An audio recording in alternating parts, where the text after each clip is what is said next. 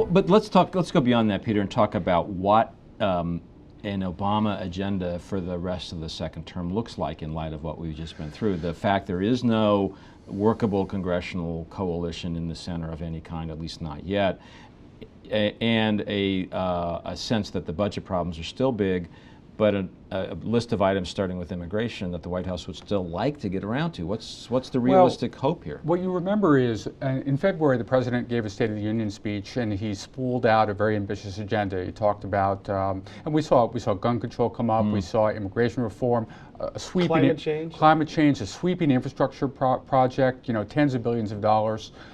We saw early childhood education. We saw an increase in the minimum wage. Now, where does that agenda stand? And I think what we saw today in the President's remarks in the State Dining Room in the White House was a downscaling of that agenda. Something much more modest being proposed. What's achievable? Maybe passage of a farm bill. Well, Jerry, I mean, shouldn't that be routine, passing a farm bill? Yeah, I mean, yeah. is this a presidential ambition? Well, but you see, the farm bill is a perfect example. The farm bill has become a philosophical argument. Should you have food stamps for poor people along with help for farmers in the same legislation? It's been that way since the 70s, I believe. Now that question is a fundamental philosophical divide. So, but we're seeing, he mentioned three things on his agenda. He mentioned immigration, he mentioned a budget, he mentioned the farm bill.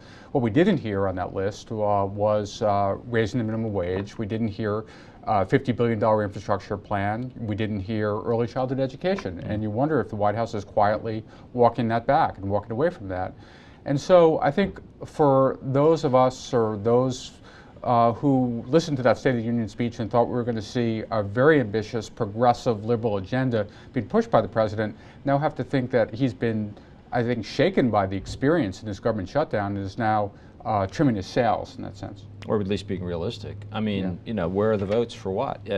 Or, and the White House has been talking all year about finding things we can do without having to have Congress agree with us to approve it or vote money for it. Right, absolutely, and that's kind of their only option in some ways at this point, but they are running out of ideas on things that they can do without Congress, and at this point you see immigration is really the only thing left on the to-do list that they think they can get done this year and that we had at the beginning of the year that they set out as a goal.